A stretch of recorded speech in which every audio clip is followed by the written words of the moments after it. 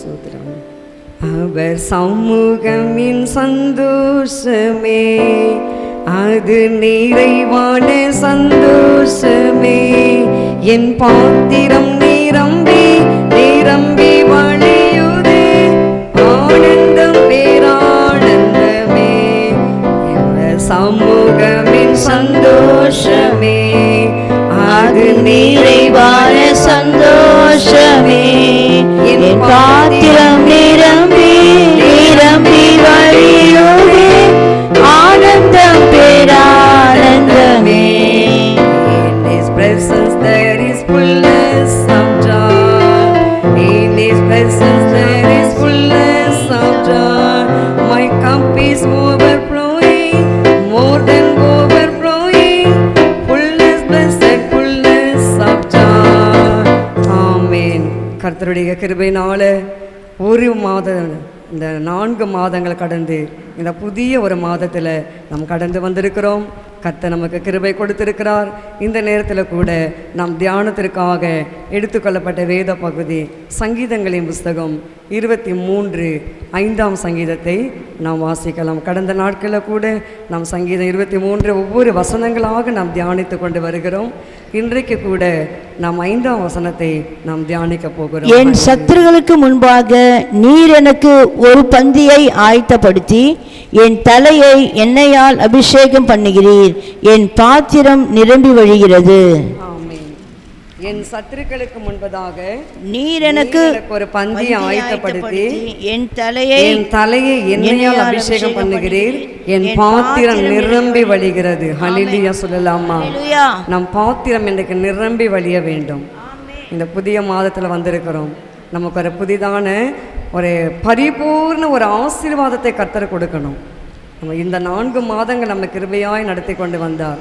இந்த 5ஆவது மாதத்தில் கூட இயேசு நம்மை நடத்த போகிறார். அவர் எப்படி நடத்த போகிறார் பாருங்கள். சத்துருக்களுக்கு முன்பதாக ஒரு பந்தியை ஆயத்தப்படுத்துவார். அதாவது நம் உயிரையும் நம் ஆத்துமாவையும் பிரிக்கக்கூடிய ஒரு சத்துரு எது என்றால் மரணம். இந்த மரணமானது நம்மை பிரித்து தான் நம்ம என்ன செய்தோம், சில சங்கடங்களை கொடுத்துவிடும். அதை தான் கர்த்தருடைய ஆவியானவர் சொல்லுகிறார், நான் என் சத்துருக்களுக்கு முன்பதாக நீர் எனக்கு ஒரு பந்தியை ஆயத்தப்படுத்தி. அப்போ தாவீது என்ற பக்தன் பாருங்க, சத்துருக்களுக்கு, தாவீது என்ற பக்தனுக்கு எத்தனையோ சத்துருக்கள் இருந்தார்கள். நீங்கள் தாவீதுடைய சரித்திரத்தை நீங்கள் மீண்டும் மீண்டும் சங்கீதங்களை வாசித்து பாருங்கள். நம்ம இன்றைக்கெல்லாம் நம்ம சொல்லிக்கிட்டே இருக்கலாம். அவர் எவ்வளோ நெருக்கங்கள், எவ்வளோ போராட்டங்கள், எவ்வளோ பாடுகள், அதெல்லாம் கடந்து கடந்து அவருக்கு ஒன்று தான் ஆறுதல் கொடுத்தது. எது சொல்லுங்கள்? வேத வசனம். அந்த வேத வசனமும் அவர் வைத்திருக்கிற அந்த இன்ஸ்ட்ருமெண்ட். அதனால தான் நம்ம சபையில் சொல்கிறோம், வாலிப தம்பிமார்கள் இன்ஸ்ட்ருமெண்ட்டை கற்றுக்கொள்ளுங்கள். நீங்கள் வாசிங்கள், நீங்கள் ட்ரம்ஸு வாசிங்க, ட்ரிபிள் வாசிங்க, பேங்கூஸ் வாசிங்க. நீங்கள் வாங்கி நீங்கள் வீட்டில் குடும்ப ஜபம் நடத்தும் போது பாடலை பாடி அதெல்லாம் நீங்கள் வாசிக்க கற்றுக்கொள்ளுங்கள். பிரதர் வாசிக்கிறாரு, நல்லா அழகாக. அது ஒரு வாரம் அவர் வரலன்னா எனக்கு அப்படியே சோர்வாக இருக்கும். அவர் ஏதோ அந்த பாட்டுக்கு ஏற்ற மாதிரி வாசிக்கிறாரு இல்லையோ, ஆனால் வாசிக்கிறது எனக்கு ரொம்ப நல்லா இருக்கும். அதனால தான் நான் வந்தவனே பார்ப்பேன் சேரில் இருக்காரான்னு. அதுபோல் நீங்களும் என்ன செய்யணும், உங்களால் இயன்றதை நீங்கள் வாசித்து கர்த்தரை நம்ம ஆராதிக்க கற்றுக்கொள்ள வேண்டும். நம் வீடு ஜெப வீடாக மாறணும். அல்லேலூயா சொல்ல மாட்டேன்றீங்களே? என்ன சிஸ்டர், ஜெப வீடாக மாறிட்டான் அப்புறம் ஹவுஸ் ஓனர் எங்களை திட்டுவாங்களேன்னு நினைக்கிறீங்களா? கர்த்தர் கிருபை தருவார். உங்களுக்கு சொந்த வீடு கர்த்தர் கொடுப்பாரு. சொந்த வீடு வச்சுருங்கலாம், நீங்கள் ப்ரேயர் ஹவுஸாக மாற்றுங்க, நல்லா பாடுங்க, நல்லா ஆராதிங்க. ஏன் சொல்கிறேன் சொல்லுங்க, என் சத்துருக்களுக்கு முன்பதாக ஒரு பந்தி ஆயத்தப்படுத்தி. நம்முடைய சத்துருக்கள் இன்றைக்கு அதிகமாக நாங்கள் பெருகி இருக்கலாம்.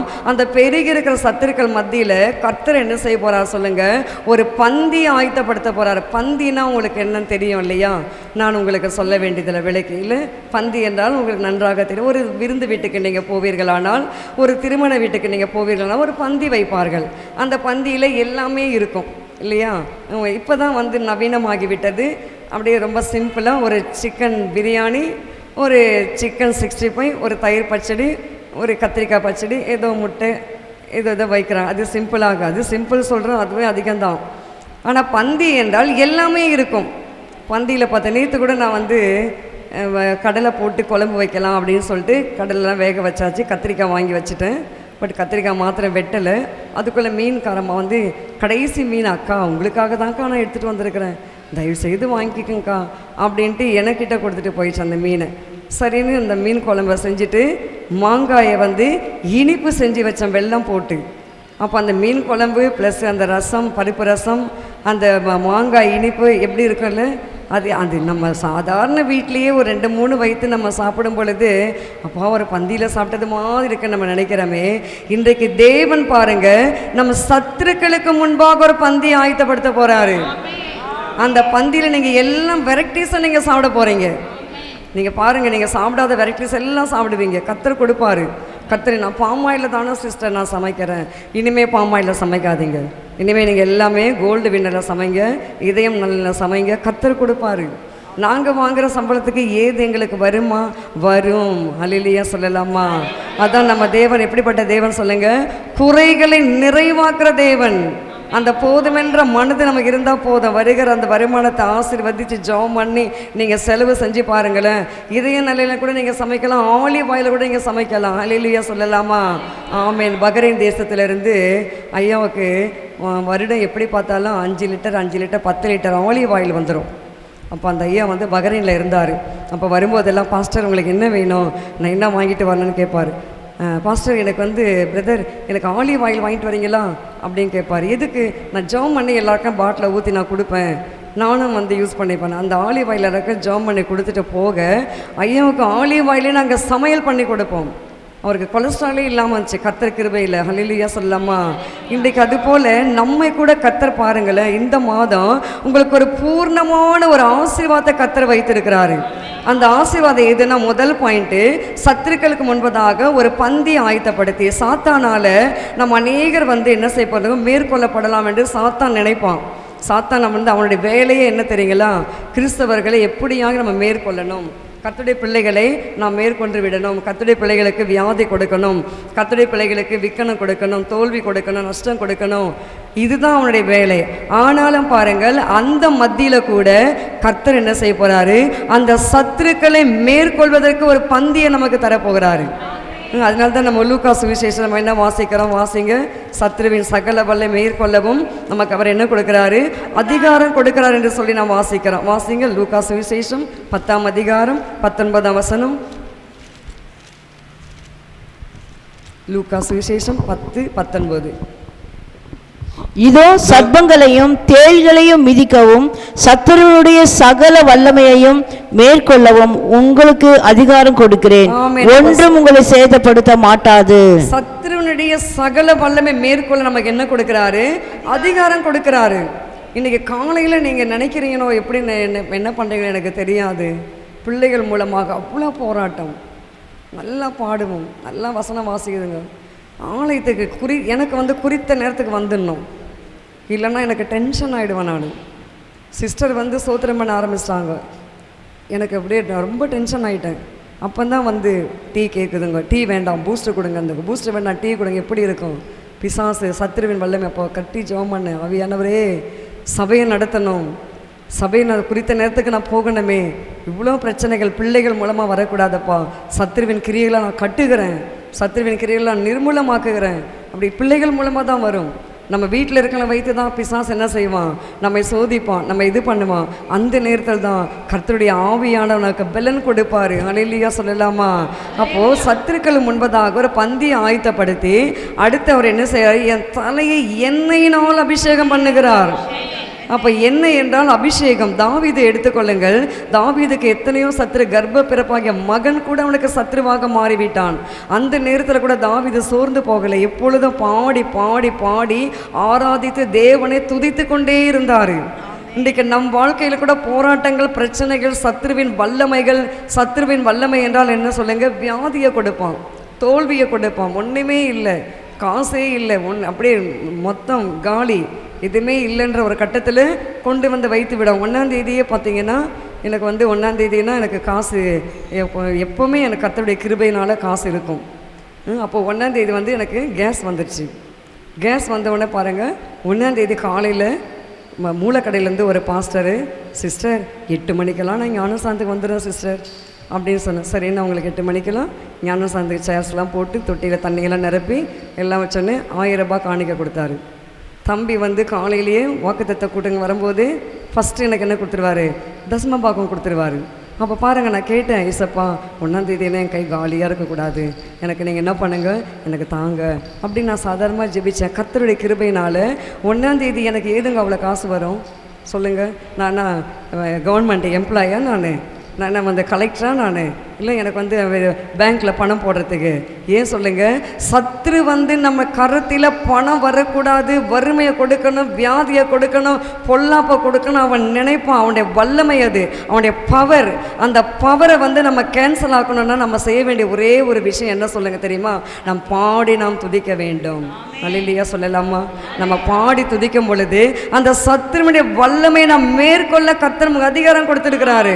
சத்ருவே, என் கருத்தில் நீ வந்து காலியாக நீ வைக்கக்கூடாது, என்னுடைய மணி பர்ஸு காலியாக இருக்கக்கூடாது, என்னுடைய அக்கௌண்ட்டில் காலியாக இருக்கக்கூடாது, எப்பொழுது என்கிட்ட பணம் இருந்துக்கிட்டே இருக்கணும், எப்பொழுது எங்கள் வீட்டில் கேஸ் இருந்துக்கிட்டே இருக்கணும், எப்பொழுது எங்கள் வீட்டில் அரிசி இருந்துக்கிட்டே இருக்கணும், எப்பொழுது எங்கள் வீட்டில் ஆசீர்வாதம் இருந்துக்கிட்டே இருக்கணும். அல்லேலூயா சொல்லலாமா?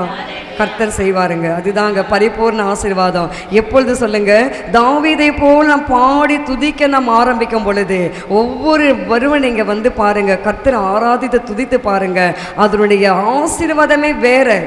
அடுத்து நேற்று ஒரு ஞானசானம், நேற்று ஒரு 4 பேர் எடுத்தாங்க. வெளி சபையாரெல்லாம் வந்து ஞானசானம் எடுக்கும்போது ரொம்ப சந்தோஷமாக இருக்குது. ஆனால் நம்ம திருச்சபையில் ஞானசான ஆராதனை இல்லைன்னு சொல்லும்போது மிகவும் மனதுக்கு வருத்தமாக இருக்குது. கர்த்தர் கொடுப்பார். நேற்று கூட ஒரு 4 பேர் ஞானசானம் எடுத்தார்கள். கர்த்தர் மாதவரத்திலிருந்து வந்து எங்கெங்கேயோ இருந்து தேவனுடைய சபையில் இங்கே இடம் கொடுப்பார்கள் என்று சொல்லி அவங்க நம்பி வந்து தேவனை ஆராதித்து அவர்கள் ஞானஸ்தானம் எடுத்துகிட்டு போகிறாங்க. வருகிறவர்கள் கர்த்தருடைய பிள்ளைகளுக்கு காணிக்கை கொடுப்பார்கள். அல்லேலூயா சொல்லலாமா? நீங்கள் என்ன வாங்கிக்க போகிறீங்க? நான் சொன்னேன் இல்லை, கர்த்தர் கொடுப்பார் ஆசீர்வாதம். ஏன் சொல்ல வரேன்? பாடி 1 மணி நேரம் நான் தேவ சமூகத்தில் காலமே எழும்பி நீங்கள் பாடி துதித்து அவருக்கு கொடுக்க வேண்டிய நேரத்தை நீங்கள் கொடுத்து பாருங்கள். சத்துருவின் வல்லமை மேற்கொள்ள கர்த்தர் நமக்கு அதிகாரம் கொடுப்பாரு. இன்னைக்கு சத்துரு என்னை நிறுக்கிறானே, சத்துரு என்னை உடைக்கிறானே, சத்துரு என்னை போராட்டம் பண்ணுறானே அப்படின்னு நம்ம சொல்கிறோம் இல்லையா? ஏன் சொல்கிறோம்? எதுக்கு வருது? நம்ம சத்துருவின் வல்லமை என்ன செய்ய முடியல? மேற்கொள்ள முடியவில்லை. அது மேற்கொள்ள வேண்டுமானால் நம் கர்த்தருக்கு நம்ம 1 மணி நேரம் நிச்சயமாக நம்ம கொடுத்தே தீரணும்.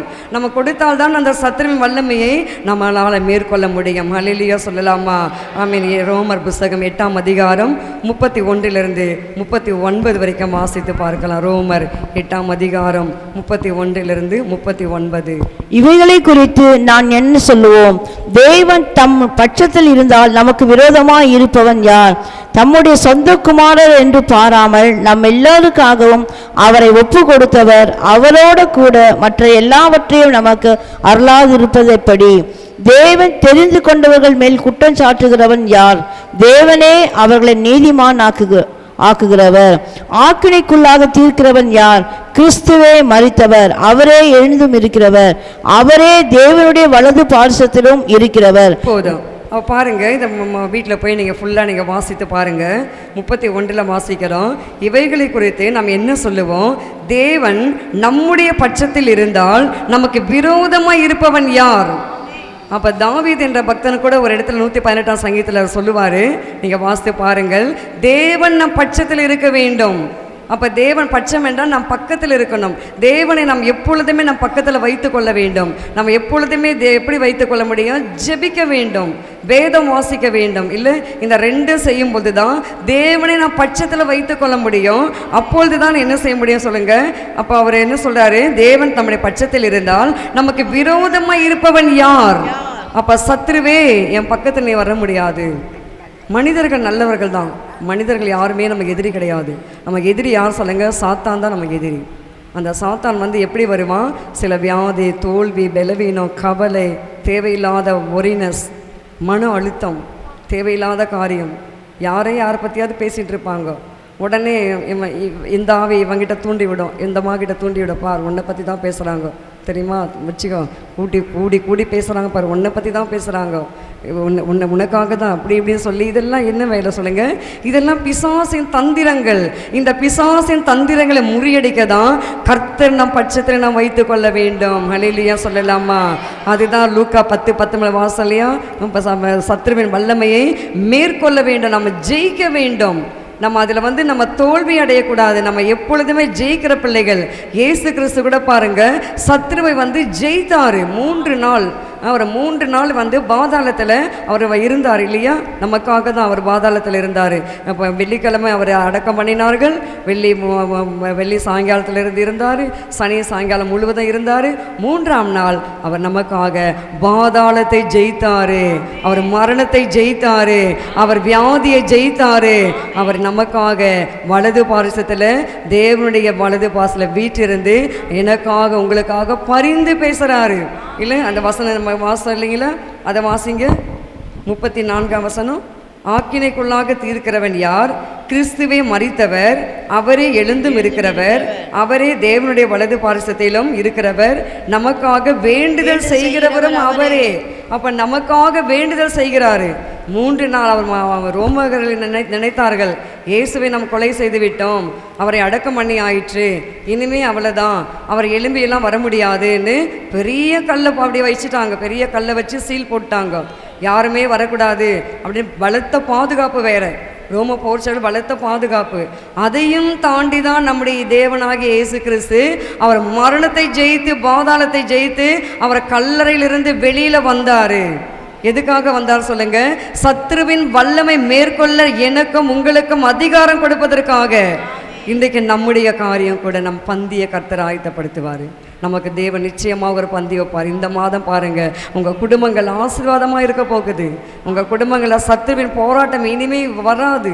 ஒருவேளை இவ்வளோ நாள் இருந்திருக்கலாம், இனிமே வராது. நீங்கள் செய்ய வேண்டிய ஒரே காரியம், நான் செய்ய வேண்டிய ஒரே காரியம், கர்த்தரை நாம் பக்கமாக வைத்து கொள்ள வேண்டும். கர்த்தரை நாம் ஆராதிக்க வேண்டும். ஹல்லேலூயா சொல்லலாமா?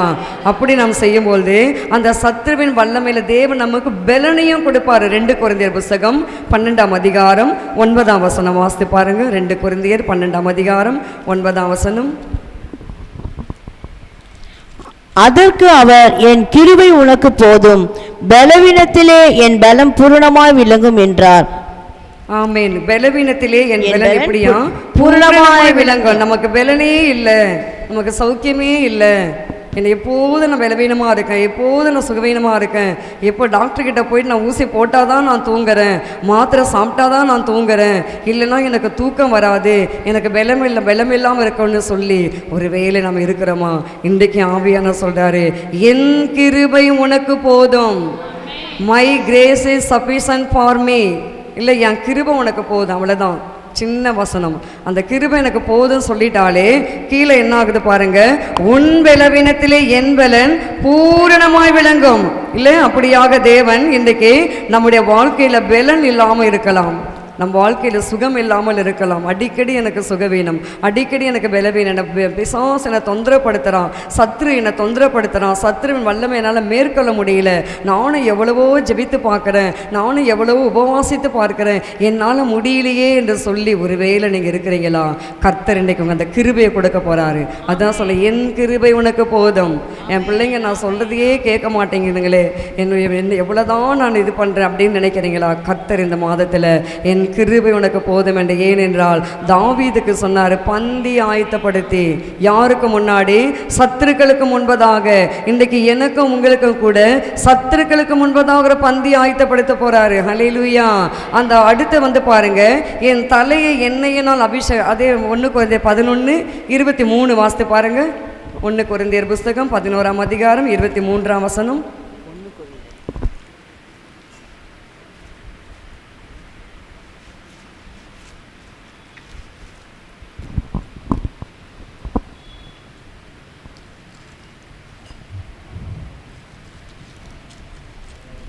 இங்கே ஒரு பந்தியை குறித்து நான் உங்களுக்கு ஒப்புவித்ததை கர்த்தரிடத்தில் பெற்றுக்கொண்டேன்.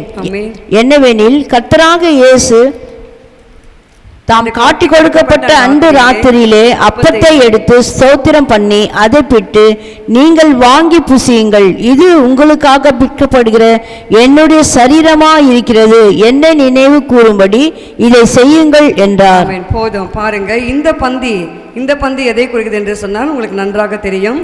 இது போஜனம், இது கர்த்தருடைய பந்தி. இந்த பந்தியில் நாம் ஆசரிக்கும் பொழுது இதுக்கு ஒரு சில தகுதிகள் நமக்கு தேவையாக இருக்கிறது.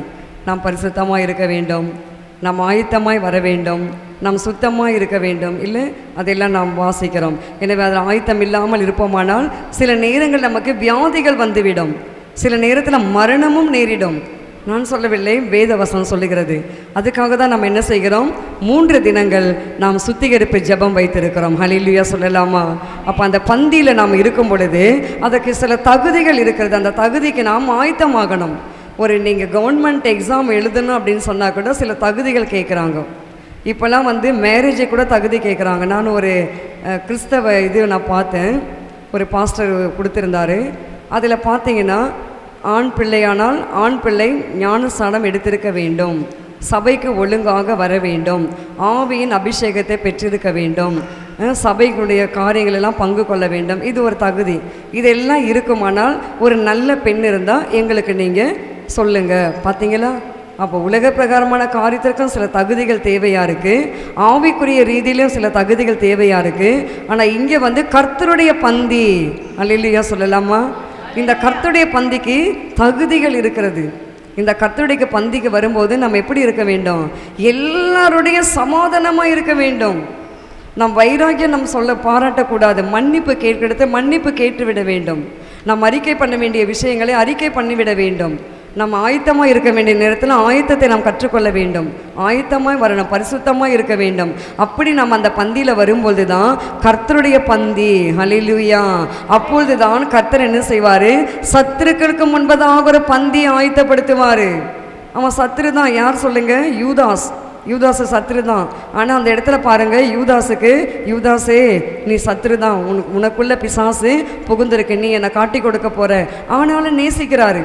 அப்போ நேசிக்கிறதால பாருங்கள், ஏனென்றால் அவர் அந்த அப்பத்தையும் அந்த அந்த சரீரத்தையும் பிடிக்க வேண்டுமானால் ஒரு தகுதி இருக்குது. இன்றைக்கி ஆசாரியர்களாகிய நாங்கள் கூட தகுதியாக இருக்க வேண்டும். காலமே பாப்பா கிட்ட கோவப்பட்டுட்டு வந்தேன், ரொம்ப எனக்கு டென்ஷன் ஆகிட்டு ஜெபம் பண்ணிட்டு வந்தேன், கர்த்தாவே என்னை மன்னிங்க, என்னை பரிசுத்தப்படுத்துங்க. ஏன்னா ஆசாரியர்களும் பரிசுத்தமாக இருக்க வேண்டும். ஆசாரியர் விசுவாசிகள் உங்களுக்கு சொல்லிவிட்டு நாங்கள் பரிசுத்தமாக இல்லை என்றால் அதனுடைய கணக்கை எங்ககிட்ட கர்த்தர் கேட்பார். அதுக்காக தான் அந்த பந்தியில் வரும்போது எல்லாருடைய சமாதானமாக நம்ம இருக்கணும், ஆயத்தமாக இருக்கணும். எந்த வைராக்கியமோ கோபமோ எரிச்சலோ எதுவும் நம்மிடத்தில் இருக்கக்கூடாது. ஒருவேளை அதெல்லாம் இருக்குமானால் சத்ருவின் வல்லமை நம்மளால் மேற்கொள்ள முடியாது. அதுக்காக சொல்கிறேன், சத்ருவின் வல்லமை மேற்கொள்ள வேண்டுமானால் நாம் மன்னிக்க வேண்டும், நாம் மற்றவர்களை நேசிக்க வேண்டும், நாம் எல்லாரிடத்திலும் சமாதானமாக இருக்க வேண்டும். அதனால தான் வேதவசனம் சொல்கிறது இல்லையா, யாவரோடு சமாதானமாக இருங்கள். இன்றைக்கி நம்ம இருக்கிறோமா? நம்ம யோசித்து பார்க்க வேண்டும். பிரியமான தேவ ஜனமே, நம்ம இடத்துல என்ன காரியம் குறையாக இருக்கிறது? எல்லாருமே மனுஷர் தான், நானும் மனுஷி தான், நீங்களும் மனிதர்கள் தான். எல்லாரிடத்திலும் தவறு இருக்கும், இல்லை என்று சொல்லவில்லை. ஆனால் நாம் என்ன செய்ய வேண்டும்? அந்த தவறோடு நாம் இருக்கக்கூடாது. அந்த தவறை நாம் அறிக்கை செய்து நாம் விட்டு நம் தேவ சமூகத்தில் நாம் நெருங்கி வர வேண்டும். ஆயத்தத்தை நாம் காத்துக்கொள்ள வேண்டும், நாம் பரிசுத்தம் அடைய வேண்டும். ஹல்லேலூயா சொல்லலாமா? நாம் அப்படி இருக்கும்போது தான் கர்த்தர் நமக்கு என்ன செய்வார் சொல்லுங்க? அவர் பந்தியை நமக்கு ஒரு முன்னதாக ஆயத்தப்படுத்தி நம் தலையை எண்ணெயினால் அபிஷேகம் பண்ணுவார். ஹல்லேலூயா! தாவீது ராஜா எடுத்துக்கொள்ளுங்கள். சவுல் மன்னனாக இருக்கும் பொழுது தாவீதை தெள்ளு பூச்சி போல விரட்டுறான், ஒரு கௌதாரியை தேடுறது போல தேடுறான். 1 சாமுவேல் புஸ்தகத்தில் இருக்க, வீட்டில் போய் வாசித்து பாருங்கள். ஒரு தெள்ளுப்பூச்சை போல், ஒரு கௌதாரியை போல் பிடிக்கிறது போல அப்படியாக காடுகள் தூரம், மலைகள் தூரம், பள்ளத்தாக்குகள் தூரம் அப்படியாக அவன் வேட்டையாடி அந்த பெலிஸ்தர் வராங்கன்னு சொன்னால் கூட அதை கூட விட்டுடுவான் சவுல். யார் மேல் அதிகமாக இருக்கிறான்? தாவீதை வேட்டையாடணும், தாவீதை கொல்லணும், தாவீதுடைய உயிரை வாங்கணும்னு இதுலேயே மோட்டிவ் அதிகமாக இருக்குது.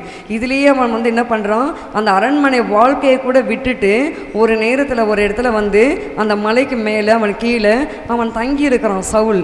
நீங்கள் வாசித்து பாருங்கள் 1 சாமுவேல் புஸ்தகத்தில். அந்த இடத்துல அந்த அபிஷேகமானது அது என்ன ஆகுது? தாவீது சொல்கிறாரு, நான் கர்த்தரால் அபிஷேகம் பண்ணப்பட்ட மனிதர் நீர், உண்மையில் நான் என்ன செய்ய மாட்டேன், நான் கை போட மாட்டேன். அப்போ அந்த அபிஷேகத்துக்கு தாவீது பாரு பயந்து நடக்கிறாரு. எடுத்துட்டிங்களா? வாசித்து பாருங்கள்.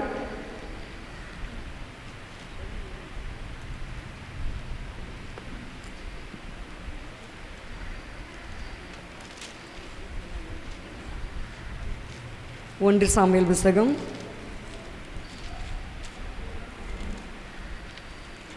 அவருடைய வஸ்திரத்தை கூட அவர் கொஞ்சம் வெட்டி கொண்டு போவார்.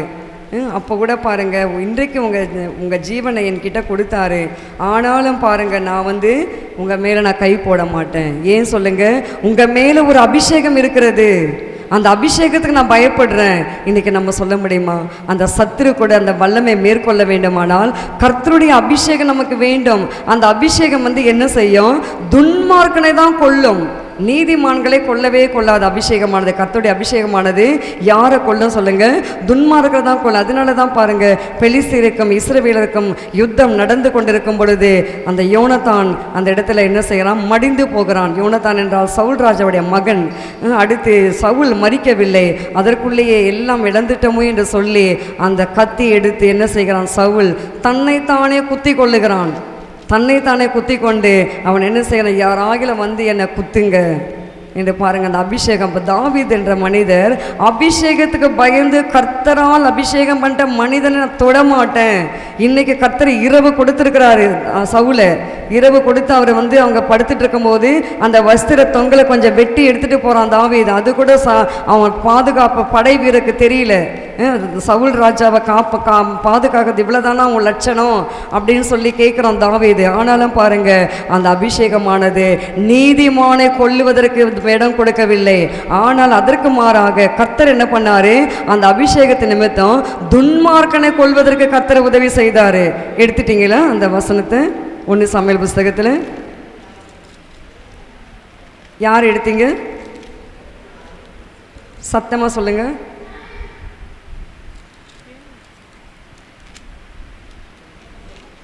எடுத்துட்டீங்களா? வாசிங்க. ஆமென்.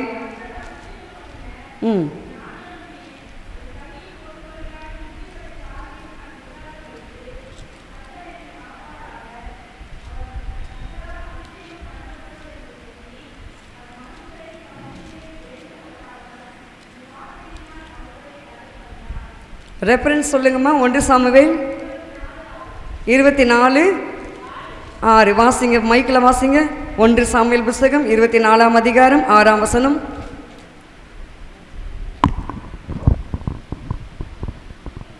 அவன் மனுஷரை பார்த்து கர்த்தர் அபிஷேகம் பண்ணின என் ஆண்டவன் மேல் என் கையை போடும்படியான இப்படிப்பட்ட காரியத்தை நான் செய்யாதபடிக்கு கர்த்தர் என்னை காப்பாராக. ஆமென். கர்த்தர் காப்பாரு. ஏனென்றால் நீதிமானுடைய கர்த்தரால் அபிஷேகம் பண்ணப்பட்டவர் என்று சொல்லி. ஆமென். கர்த்தரால் அபிஷேகம் பண்ணப்பட்டவர்களே நம்ம கை போடக்கூடாது. அதனால தான் நம்ம பாஸ்டர்மார்களுக்கும் ஊழியர்களுக்கும் தீர்க்கதரிசிகளுக்கும் விரோதமாக நாம் பேசக்கூடாது. ஒருவேளை அவங்க தவறு செய்யலாம், நான் இல்லைன்னு சொல்லவில்லை. பாஸ்டருங்க தவறு செய்யலாம், தீர்க்கதரிசிகள் தவறு செய்யலாம், இவாஞ்சலிஸ்ட் தவறு செய்யலாம். ஆனாலும் அந்த தவறை யார் பார்த்து கொள்வார்கள்? கர்த்தர் பார்த்து கொள்ளுவார். அப்போ ஜட்ஜ் பண்ணுறது யார் சொல்லுங்க? கர்த்தர் தான். அப்போ நம்ம அபிஷேகம் பண்ண மனிதனுக்கு விரோதமாக நம் கையை போடக்கூடாது. அப்போ எப்படி அந்த சத்தியம் தாவீது ராஜாக்கு வருகிறது என்றால், தாவீதை கர்த்தர் அபிஷேகம் பண்ணினார், எண்ணெயினால் அபிஷேகம் பண்ணினார். எண்ணெய் என்றால் இங்கே அபிஷேகத்துக்கு அடையாளமாக இருக்கிறது. அந்த கர்த்தருடைய அபிஷேகமானது என்ன செய்யாது? அபிஷேகம் பண்ணப்பட்ட விரோதமாக கை நீட்டாது. இன்றைக்கு நாம் எப்படி இருக்கிறோம் யோசித்து பார்க்க வேண்டும். நாம் எப்படி இருக்கிறோம் இல்லையா? நம் கர்த்தரால் அபிஷேகம் பண்ணப்பட்டவர்கள் விரோதமாக பேசுகிறோமா? ஒரு வேளை பேசியிருப்போமானால் நம் கர்த்தரிடத்தில் நான் மன்னிப்பு கேட்க வேண்டும். அப்போ நான் பேசிட்டேன், நான் ஊழியருக்கு விரோதமாக நான் பேசிட்டேன், என் கையை நான் போட்டு விட்டேன், என்னை மன்னிச்சிடுங்க, என்னை மன்னிப்பு கேட்டு நாம் அறிக்கை பண்ணி என்ன செய்ய வேண்டும்? விட்டு விட வேண்டும். அல்லேலூயா சொல்லலாமா? அப்படி இருக்கும்போது மட்டும்தான் கர்த்தர் நமக்கு ஒரு பந்தி ஆயத்தப்படுத்துவார். அது எப்படிப்பட்ட பந்தி சொல்லுங்க? சத்துருக்களுக்கு முன்பதாக ஒரு பந்தி. அப்போ அந்த சத்துருக்களுக்கு முன்பதாக சத்துரு வரான் அப்படின்னு சொன்னால் சத்துரு நினைப்பான், இவனை ஒரு மேகசீனில் ஒரு சாட்சியை நான் வாசித்தேன். அதாவது இல்லந்தோற நற்செய்தி, நான் அடிக்கடி உங்களுக்கு சொல்லியிருக்கிறேன். அந்த இல்லந்தோற நற்செய்தி என்றதான அந்த ஸ்தாபனம் அவங்க நேபாளுக்கு அவங்க ஊழியத்துக்கு போயிருக்காங்க. போயிருக்கிற நேரத்தில் அவங்க என்ன பண்ணாங்க? உத்தரப்பிரதேசம் லக்னோவிலேருந்து அந்த இடத்துக்கு அவங்க வேன் மூலமாக 800 கிலோமீட்டர் கிட்டத்தட்ட அந்த 800 கிலோமீட்டர் தூரத்தில் அவங்க வேன் மூலமாக போகிறாங்க. போகும்போது அந்த மலைக்கு மேலே ஒரு வீடு இருக்குது, ஒரு குடும்பம். அந்த குடும்பத்துக்காக அவங்க ஜெபிக்க போகணும். ஒரு தாயார் ரட்சிக்கப்பட்டிருக்காங்க. ஸோ அப்போ போகும்போது அந்த வேன் என்ன ஆகுதுன்னா பஞ்சர் ஆகிடுது. அப்போ அந்த வேன் பஞ்சர் ஆகிட்ட உடனே வேறு வழியில் நைட்டு 8:30 மணி ஆயிடுச்சு. உடனே அந்த வேனை அங்கேயே பார்க் பண்ணிவிட்டு அவன் அந்த டிரைவரை மாத்திரம், அந்த டிரைவருக்கு நேபாள் மொழி தெரியும், அதனால் டிரைவர் அங்கே நிற்க வச்சுட்டு இவங்க ஹிந்தி தெரிஞ்சபடினால இவங்க மாத்திரம் அந்த மலைக்கு மேலே இருக்கிற அந்த தாயார் வீட்டை பார்க்கறதுக்கு போயிட்டாங்க. போயிட்டு கரெக்டாக 1 மணி நேரம் மலைக்கு மேலே அந்த ஏறிட்டு ஜெபம் பண்ணிவிட்டு நேரமானதுனால அந்த தாயார் வந்து நல்லா உபசரித்து நல்ல ஆகாரமெல்லாம் கொடுத்து அங்கேயே தங்க வச்சுட்டாங்க. அதுக்கப்புறம் அந்த தாயார் சொல்கிறாங்க, நான் ஏன் தெரியுமா பாஸ்டர் உங்களை இவ்வளோ தூரம் நான் வர வச்சேன், சொல்லுங்கம்மா அப்படின்னு சொல்லி கேட்கும் பொழுது, என் மகன், மருமகள், பேர பிள்ளைகள், என் மகன், என் மருமகள் எல்லாருமே நான் இயேசுவை பற்றி நான் சொல்லியிருக்கிறேன், எல்லாரும் ஏற்றுக்கொண்டாங்க, நீங்கள் அவங்களுக்கு ஞானஸ்தானம் கொடுக்கணும். அல்லேலூயா சொல்ல மாட்டேன்றீங்களே? இல்லை, அபிஷேகம் செய்கிற வேலைங்க. அபிஷேகம் சும்மா கிடையாது, அபிஷேகம் சாதாரணது இல்லை. நீங்கள் சாதாரணமாக நீங்கள் நினைக்காதீங்க, உங்கள் மேலே ஊற்றப்பட்ட அபிஷேகம் வல்லமை உள்ளது. நீங்கள் ஒருத்தருக்கு சுவிசேஷம் சொன்னீங்கன்னா அது காட்டு தீயை போல அதை பற்றி எரியும். ஆமென். இல்லை, இப்போ அந்த தாயார் வந்து அந்த குடும்பத்தையே அவங்க ஆயத்தப்படுத்தி வச்சுருக்காங்க. இந்த தாயாருக்கு ஞானஸ்தானம் எப்படி கொடுத்தாங்கன்னா, ஒரு பிளாஸ்டிக் டப்பில் தண்ணி நிரப்பி அப்படி தான் கொடுத்துருக்காங்க. அப்படியாக சொல்லும்போது ரொம்ப சந்தோஷப்பட்டார். அப்படிங்கம்மா, சரிங்கம்மா, அப்போ நம்ம நாளைக்கு காலை நம்ம என்ன செய்யலாம், அந்த ஃபேமிலி அத்தனை பேருக்கு நம்ம ஞானஸ்தானம் கொடுக்கலாம் அப்படின்னு சொல்லி அவங்க காலமே எழும்பி அந்த வேனை சரி பண்ணலாம் சொல்லி அவங்க நடந்து வரும் பொழுது அந்த இடத்துல ஒரு வீட்டில் இருக்கவங்க கூப்பிட்டு, பிரதர் உங்களுக்கு எதுவுமே ஆகலைங்களா, ஏன் என்ன எது கேட்குறீங்க, இல்லை நீங்கள் நேற்று நைட்டே 2 பேரும் செத்துருப்பீங்க நான் நினச்சோம், நீங்கள் சாகலையா, ஏன் கேட்குறீங்க, இந்த ஊரில் வந்து புலிகள் நிறைய நடமாடும், அதாவது புதிதாய் வருகிற மனிதர்கள் யாரோ அவங்களுடைய இரத்த வாடையை கண்டு அந்த மனிதர்களை அந்த புலியானது கொன்று தின்று விடுமா. உங்களை நான் பார்த்துக்கிட்டே இருந்தோம், நாங்களும் உங்கள் ஜெப பங்காளர் தான், நாங்கள் ஜன்னல் வழியாக பார்த்துக்கிட்டு உங்களுக்காக நாங்கள் ஜெபம் பண்ணிகிட்டே இருந்தோம் பிரதர், பரவாயில்ல நீங்கள் உயிரோடு இருக்கிறீங்க. அல்லேலூயா சொல்லலாமா? அபிஷேகம் பார்த்தீங்களா எந்த மாதிரி வேலை செய்யுது? அதுக்காக தான் இன்றைக்கு உங்களோட கர்த்தர் பேசி கொண்டிருக்கிறாரு. நம்முடைய அபிஷேகம் சத்ருவை மேற்கொள்ள முடியும். புலி வரட்டும், சிங்கம் வரட்டும், பாம்பு வரட்டும், நரி வரட்டும், எது வரட்டும், எல்லாவற்றையும் மேற்கொள்ள கர்த்தர் நமக்கு உதவி செய்வார். ஹல்லேலூயா சொல்லலாமா? அந்த ஈநாடு, அந்த இல்லந்தோறும் நற்செய்தி, அந்த ஊழியரையும் அங்கே இருக்கிற அந்த மேலாளரையும் கர்த்தர் காப்பாற்றினார். அந்த புலிகளிலிருந்து விலக்கி கர்த்தர் காப்பாற்றினார். இன்றைக்கு கூட பாருங்க, சவுலை தாவீது நினைத்திருந்தால் கொன்றிருக்கலாம். ஒரே ஒரு ஈட்டில் ஒரு குத்துனா ஆள் அவுட்டு. ஏன்னா தாவீது திறமசாலி, பலசாலி, அவன் யுத்தத்தில் வல்லவன். அவன் யுத்தத்தில் ஒரு நாள் கூட அவன் வில்லு அவனுக்கு வெறுமையாக திரும்பினது கிடையாது, தாவீதுடைய வில்லு. அப்படி இருக்கும்போது அவனை கொன்றிருக்கலாம். ஆனாலும் அபிஷேகம், அந்த அபிஷேகம் பண்ணப்பட்டவருக்கு நான் விரோதமாக நான் என்ன செய்ய மாட்டேன், என் கையை போட மாட்டேன். அப்போ கையே போட மாட்டேன்னு சொல்லும்போது நம்ம வாய் என்ன செய்ய வேண்டும், வாயினால் நான் பேச மாட்டேன். ஹல்லேலூயா சொல்லலாமா? நம்ம ஒரு அறிக்கை பண்ணலாமா, நம்ம ஒரு உடன்படிக்கை பண்ணலாமா, இதுவரைக்கும் நான் பேசிட்டேன் ஐயா, இனிமே நான் யாரை பற்றியும் பேச மாட்டேன், இன்க்ளூடிங் ஊழியர்களை குறித்து நான் பேச மாட்டேன். ஏனென்றால் அபிஷேகம் அவர்கள் தலையின் மேல் இருக்கிறது. அந்த அபிஷேகத்துக்கு நான் என்ன செய்கிறேன், நான் பயந்து நடுங்குகிறேன். ஹல்லேலூயா. சங்கீத புஸ்தகம் 45:7 சங்கீதத்தை வாசித்து பாருங்கள். அங்கு ஒரு அபிஷேகத்தை குறித்து நாம் வாசிக்கிறோம். சங்கீதம் 45:7.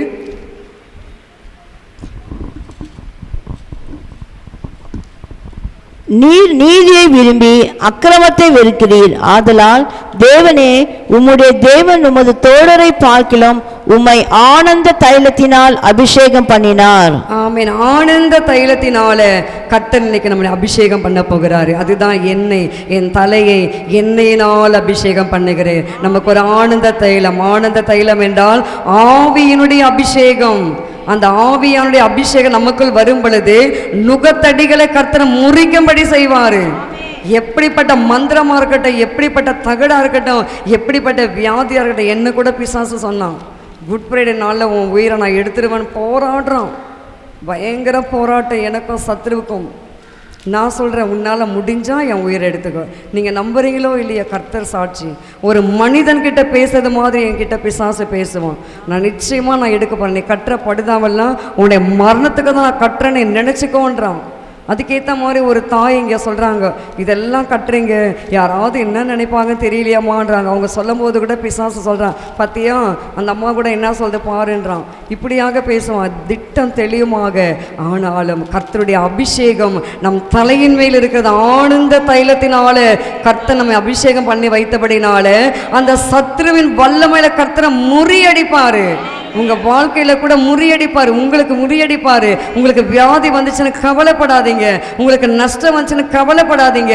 நீங்கள் ஆவியில நிரம்பி அந்நிய பாஷையில பேசி கர்த்தரை துதித்து பாருங்க. கர்த்தர் அந்த ஆவியினுடைய வல்லமை உங்களுக்கு கொடுப்பாரு. ஹல்லேலூயா. அந்த சத்துருக்களை எல்லாம் நிர்மூலமாக்குவாரு. ஆமென். அடுத்தபடி பாருங்க, சங்கீதம் 2ஆம் சங்கீதம் 2ஆம் வசனம் வாசித்து பாருங்க. சங்கீதம் 2:2.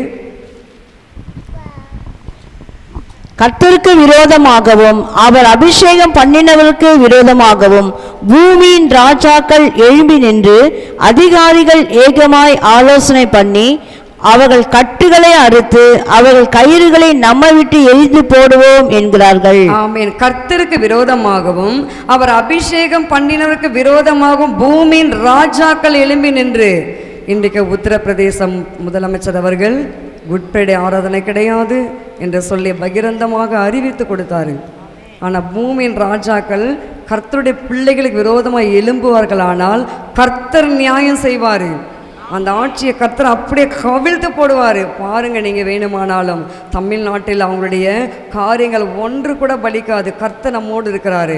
கர்த்தர் அபிஷேகம் பண்ணப்பட்ட பிள்ளைகள் நம்ம கூடி ஜெபிக்கிறோமே, அந்த ஜெபத்தை கர்த்தர் கேட்டு நிச்சயமாக தேசத்தில் ஒரு மாற்றத்தை கர்த்தர் கொடுக்க போறாரு. ஒரு நல்ல ஒரு தலைவர். அவங்க என்னதான் சூழ்ச்சி பண்ணினாலும், அவங்க என்னதான் பாக்ஸை மாற்றி திருடினாலும், அவங்க என்னதான் பணத்தை கொடுத்து ஏமாற்றினாலும் கர்த்தர் விட மாட்டாரு. ஹல்லேலூயா சொல்லலாம். அதனால தான் என்ன சொல்றாரு, கர்த்தருக்கு அபிஷேகம் பண்ணி விரோதமாக பூமியின் ராஜாக்கள் எழும்பி நின்று. எத்தனை ராஜாக்கள் கூட எழும்பி வரட்டும், அதிகாரிகள் ஏகமாய் ஆலோசனை பண்ணட்டும். ஆனாலும் பாருங்கள், அவர் கட்டுகளை கர்த்தர் அறுத்து அவர் கயிறுகளை நம்மை விட்டு எரிந்து போடுவோம் என்கிறார்கள். அவங்க கட்டுகளை எல்லாம் கர்த்தர் அறுத்துடுவாரு. நம் தேசம் சுவிசேஷம் அறிவிக்கிற தேசமாக நிச்சயமாக மாறும். ஹல்லேலூயா. ஒரு கியூபா ஏதோ மறந்து விட்டேன், ஏதோ தெரியல அந்த நாட்டினுடைய பெயர் எனக்கு. அந்த நாட்டில் பார்த்தீங்கன்னா நாடாளுமன்றம் கூடியிருக்கிறது. அந்த நாடாளுமன்றம் கூடியிருக்கும் பொழுது அந்த நாடாளுமன்றத்தில் அங்கே இருக்கிற அந்த நாடாளுமன்ற தலைவர் என்ன தெரியுமா சொல்லியிருக்காரு, இந்த பதவியை உயிர் தெழுந்த இயேசு தான் எனக்கு கொடுத்தாரு. இன்றைக்கி நம்முடைய இந்திய நாட்டில் கூட நாடாளுமன்றத்தில் நம்முடைய மோடி அவர்கள் சொல்ல வேண்டும். கர்த்தர் சொல்ல வைப்பாரு. அல்லேலூயா சொல்லலாமா? சொல்ல வைப்பாரா, வைக்க மாட்டாரா? நம்முடைய அபிஷேகம் சாதாரண அபிஷேகம் கிடையாது. நம்முடைய அபிஷேகம் பூமியின் ராஜாக்களை தேவன் பக்கமாக இழுத்து கொண்டு வரும். நம்ம ஏசாயால என்ன வாசிக்கிறோம், உன்னிடத்தில் உதிக்கிற உன்னிடத்தில் ராஜாக்கள் நடந்து வருவார்கள், உன் ஒளியினிடத்தில் ராஜாக்களை கொண்டு வருவாரு. கர்த்தர் நிச்சயமா கொண்டு வருவாரு. நம் தேசம் ரட்சிக்கப்பட போகுது. நம் தேசத்துல கூட பாருங்கள், சிலுவை கொடி பறக்க போகிறது. வேதாகமம் ஒரு அடையாள சின்னமாக நம் தேசத்தில் வைக்க போகிறார்கள். இப்போ ஒன்றுமே இல்லாதது போல தெரியும், ஆனால் நிச்சயமாக தோமாவுடைய ரத்தம் இந்த இடத்துல சிந்தப்பட்டிருக்கிறது. அந்த ரத்தம் வீண் போகாது. அந்த ரத்தத்துக்கு பதிலாக நம்முடைய இந்தியாவை கர்த்தர் ரட்சிக்க போறாரு. ஹல்லேலூயா சொல்லலாமா? ஆமென். அந்த அபிஷேகமானது ரட்சிப்பை கொடுக்கும். ஆமென். அடுத்தபடி பாருங்க, ஏசாயா 45:1 வாசிங்க. ஏசாயா தீர்க்கதரிசி புஸ்தகம் 45ஆம் அதிகாரம் 1ஆம் வசனம். கர்த்தராகிய நான் அபிஷேகம் பண்ணின கோரேசுக்கு முன்பாக ஜாதிகளை கீழ்ப்படுத்தி ராஜாக்களின் இடைக்கட்டுகளை அவிழ்க்கும்படிக்கும் அவனுக்கு முன்பாக வாசல்கள் பூட்டப்படாதிருக்க கதவுகளை திறந்து வைக்கும்படிக்கும் அவனை பார்த்து அவன் வலது கையை பிடித்து கொண்டு அவனுக்கு சொல்லுகிறதாவது, நான் உனக்கு முன்னே போய் கோணலானவர்களை செவ்வையாக்குவேன். போதும். கர்த்தராகிய நான் அபிஷேகம் பண்ணின கோரேசு, ஒரு புறஜாதியான ராஜாவை கர்த்தர் அபிஷேகம் பண்ணுகிறாரு.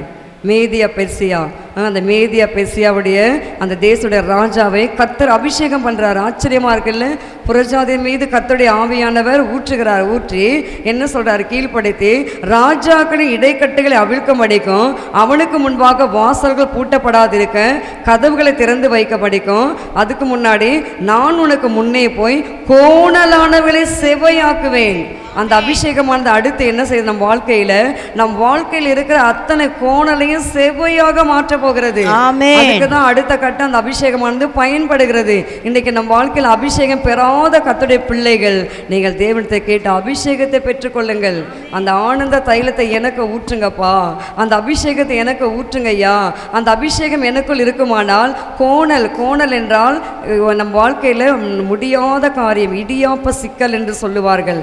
இடியாப்பத்தை புழிஞ்சு நீங்கள் வேக வைத்து பாருங்கள், வேக வைத்து அதை எடுத்து நீங்கள் பாருங்கள், அதில் அத்தனை சிக்கல் இருக்கும். இங்கே இப்போ வர இடியாப்பமெல்லாம் சும்மா அப்படி ஒரு சுற்றி எடுத்துடுறாங்க. நாங்கள் வீட்டிலலாம் இடியாப்பம் புளியும் போது நல்லா பெருசாக அதுக்கு ஒரு தட்டு இருக்கும், நல்லா நிறைய புளிஞ்சு சிக்கலாக இருக்கும். அந்த சிக்கலை யாராலையும் எடுக்கவே முடியாது. ஹல்லேலூயா சொல்லலாமா? ஆனால் தேவனால் மாத்திரம்தான் முடியும். அதனால்தான் கோணலானகளை செவ்வையாக்குவேன். அப்போ இன்றைக்கு அந்த அபிஷேகமானது நம் வாழ்க்கையில் என்னென்ன கோணல் இருக்கிறதோ அந்த கோணலில் கர்த்தரே செவ்வையாக மாற்றுவார். ஆமென். அடுத்து கடைசியாக 61ஆம் அதிகாரம் ஏசாயா 61:1 வாசிங்கள். 61ஆம் அதிகாரம் 1ஆம் வசனம்.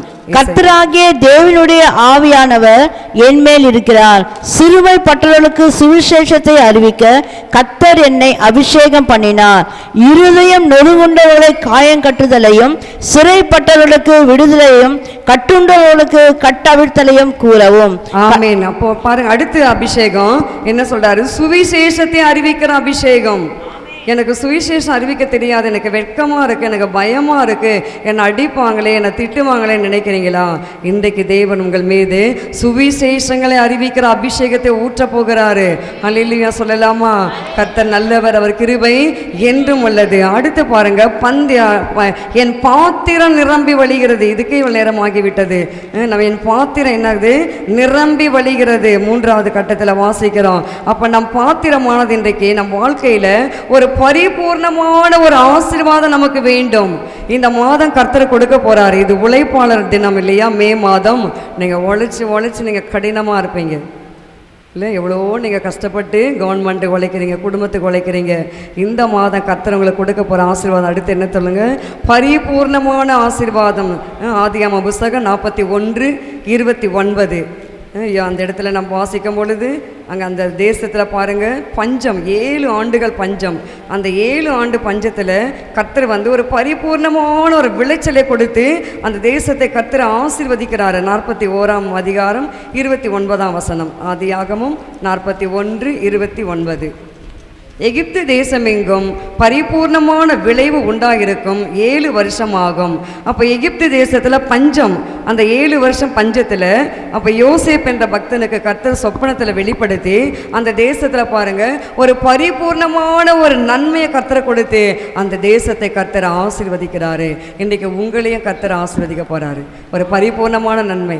என் வாழ்க்கையில் நன்மையே வரலையே, என் குடும்பத்தில் ஒரு நன்மை கூட இல்லையே, என் பிள்ளைகள் வாழ்க்கையில் ஒரு நன்மை கூட இல்லையே நினைக்கிறீங்களா? கர்த்தர் இந்த மாதம் உங்களுக்கு ஒரு பரிபூர்ணமான ஒரு மாதத்தை கொடுக்க போறாரு. உபாகமம் 28:11 வாசிங்கள். உபாகம புஸ்தகம் 28ஆம் அதிகாரம் 11ஆம் வசனம்.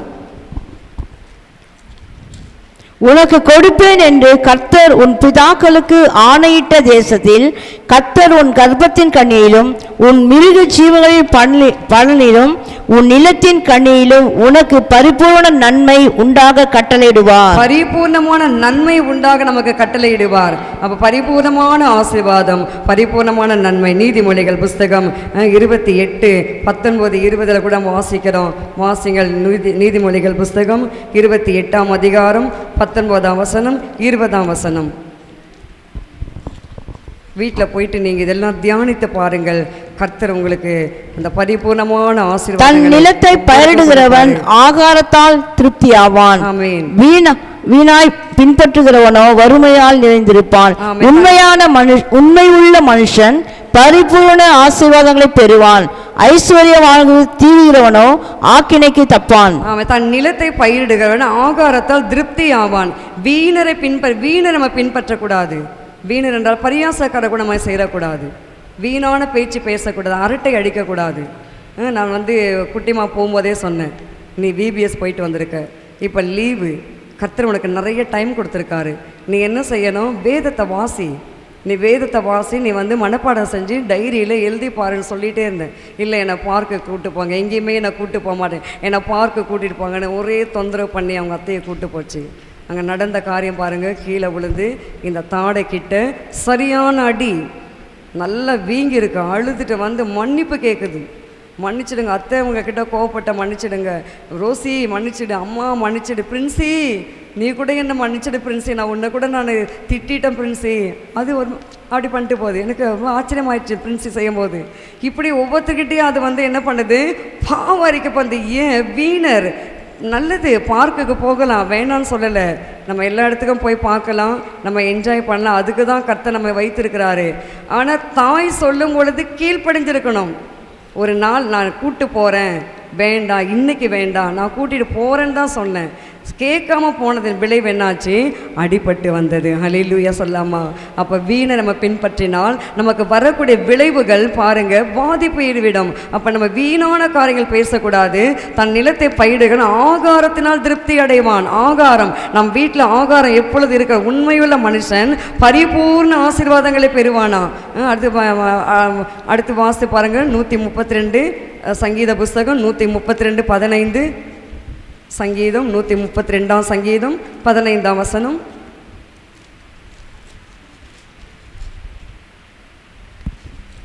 சீக்கிரமா வாசிங்க. 132:15. தன் ஆகாரத்தை நான் ஆசீர்வதித்து வருவேன், அதன் ஏழைகளை நான் அப்பத்தினால் திருப்தியாக்குவேன். தன் ஆகாரத்தை என்ன செய்வாரான்?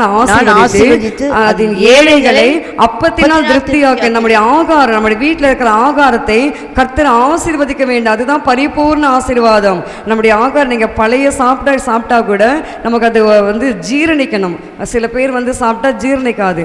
அப்போ என்ன செய்யணும்? நம்ம ஜெபிக்கணும். நம்ம சாப்பிடும்போது நீங்கள் கையை வச்சு அந்த ஆகாரத்தையும் தண்ணீரையும் ஆசீர்வதிங்க, வியாதியை விளக்குங்க அப்படின்னு சொல்லி நீங்கள் ஜெபிச்சு சாப்பிட்டு பாருங்க. உங்கள் ஆகாரத்தை கர்த்தர் ஆசீர்வதிப்பார். நான் இந்த ரயில்வே சப்வே பிரிட்ஜுக்கு கீழே இப்படி போய் ஒரு இடத்துக்கு போகும்போது அந்த இடத்துல ஒரு கோயில் இருக்குது தெரியுங்களா? அந்த பெரம்பூர்கிட்ட அந்த இந்து டெம்பிள். அங்கே ஒரு ஆள் அவங்க மனைவி பக்கத்தில் வச்சுக்கிட்டு அந்த செவுத்தில் தேங்காயை எடுத்து உடைக்கிறாரு. நான் பார்த்துட்டே இருந்தேன் அந்த டிராஃபிக்கில்.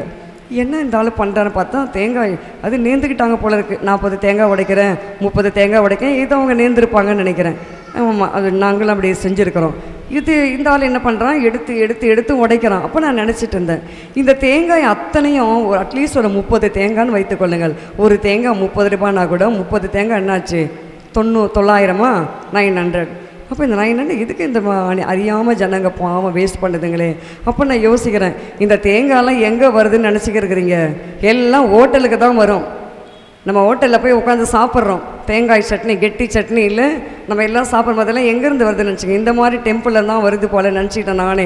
அதனால் நான் என்ன செய்வேன் சொல்லுங்கள்? எப்போ எங்கே போனாலும் சாப்பிட்டாலும் அந்த சட்னி மேலே கையை வச்சு, அந்த இட்லி மேலே கையை வச்சு ஜெபம் பண்ணுவேன், இயேசுவே இதை ஆசீர்வதிங்க, இதை பரிசுத்தப்படுத்துங்கப்பா. அவன் எந்த கோயிலில் உடைச்சானோ தெரியல, அந்த தேங்காயை எதுக்காக உடைச்சானோ தெரியல. அப்போ அது ஹோட்டலுக்கு போகாமல் இருக்க முடியாது. உலகத்தில் நம்ம இருக்கிறோம், உலகத்தோடு நம்ம ஒத்து தான் போகணும். அதுக்காக நம்ம ஹோட்டலுக்கே போகக்கூடாது, அந்த படம் வச்ச ஹோட்டலுக்கு போகக்கூடாது, இந்த படம் வச்ச ஹோட்டலுக்கு போகணும். நம்ம உலகத்தில் வாழ முடியாது. நம்ம என்ன செய்யணும்? ஜெபம் பண்ணிடணும் அந்த ஆகாரத்து மேலே. அப்பா இந்த ஆகாரத்தை ஆசீர்வதிங்க, இது வியாதியை விலைக்கு போடுங்க சொல்லி நீங்கள் ஜெபிச்சுட்டு நீங்கள் சாப்பிடுங்க. உங்கள் ஆகாரத்தை கர்த்தர் என்ன செய்வார் சொல்லுங்கள்? ஆசீர்வதிப்பார். உங்கள் அப்பமும் தண்ணீரும் ஆசீர்வதிக்கப்பட்டிருக்கும். இது யாத்திராம புஸ்தகம் 23 அதிகாரம் கடைசியாக 25 வசனத்தை வாசிங்கள். யாத்திராம புஸ்தகம் 23:25. என் தூதனானவர் உனக்கு முன்பாக 23:25. உங்கள் தேவனாகிய கர்த்தரையே சேவிக்க கடவீர்கள், அவர் உன் அப்பத்தையும் உன் தண்ணீரையும் ஆசீர்வதிப்பார், வியாதியை உன்னிலிருந்து விலக்குவேன். அப்போ இயேசு பார்த்தீங்களா, நம்முடைய அப்பத்தையும் நம்முடைய தண்ணீரை கூட, தண்ணீரில் கூட இன்றைக்கு வியாதி இருக்குது. தண்ணி குடிக்கும் போது நம்ம கவனமாக இருக்கணும். தண்ணி கூட நம்ம ஜெபம் பண்ணி குடிக்கணும். இந்த தண்ணியை ஆசீர்வதிங்கப்பா, இந்த அப்பத்தை ஆசீர்வதிங்கப்பான்னு சொல்லி நம்ம ஜெபிச்சு சாப்பிடும்போது நம்ம அப்பத்தையும் நம் தண்ணீரையும் கர்த்தர் ஆசீர்வதிப்பா. நம்ம கண்களை மூடி நாம் ஜெபிக்கலாம். ஹல்லேலூயா. நன்றி அப்பா, ஸ்தோத்திரிக்கிறோம் ஐயா, ஸ்தோத்திரிக்கிறோம், ஸ்தோத்திரிக்கிறோம், துதிக்கிறோம், துதிக்கிறோம், துதிக்கிறோம் அப்பா.